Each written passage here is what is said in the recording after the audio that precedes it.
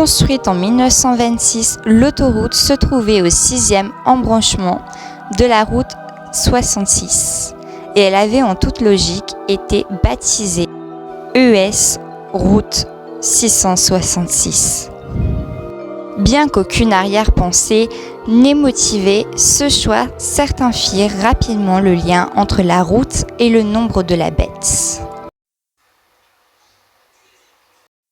En effet, l'autoroute connaissait un nombre plus élevé d'accidents que la normale, en particulier le long du tronçon du Nouveau-Mexique, ce qui entraînait un nombre de décès.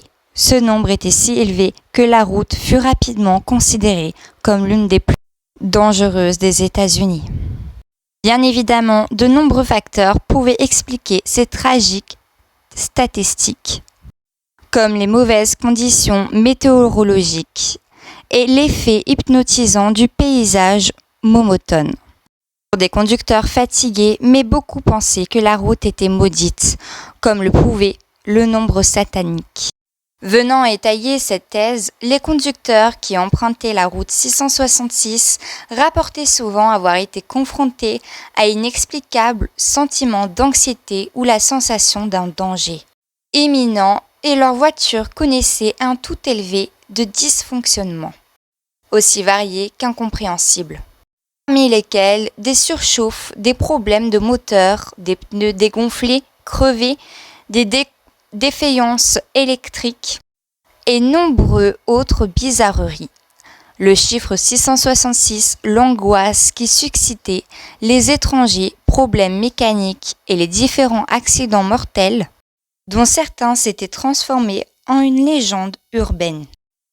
Dissuadés, certains voyageurs ont emprunté la route et il ne fallut pas attendre longtemps avant qu'elle ne soit surnommée l'autoroute du diable. Évidemment, ce genre d'incident ne semblait pas spécialement relier la route 666 au surnaturel, mais elle connaîtrait également d'autres phénomènes beaucoup plus troublants, parmi lesquels de nombreuses histoires de fantômes. En toute logique, l'une des apparitions les plus célèbres et les plus fréquentes sur l'autoroute du diable serait celle de la berline de Satan. Les témoignages rapportant cette observation seraient particulièrement nombreux et pratiquement identiques. Un jour, un homme qui circulait sur la route 666 apparut un camion qui semblait être en feu accéléré juste derrière lui. Des étincelles s'envolaient de ses routes et ses flammes sortaient de sa cheminée. Craignant pour sa vie, l'homme sortit précipitamment de la route et abandonna son véhicule. Il se mit à courir, le camion accéléra et le dépassa en rugissant, laissant derrière lui une traînée de flammes et d'étincelles tourbillonnantes. Terrifié, l'homme ne fut pas capable de repartir immédiatement et il attendit d'avoir repris ses esprits avant de reprendre la route. Et plusieurs autres histoires sont racontées sur la route 666.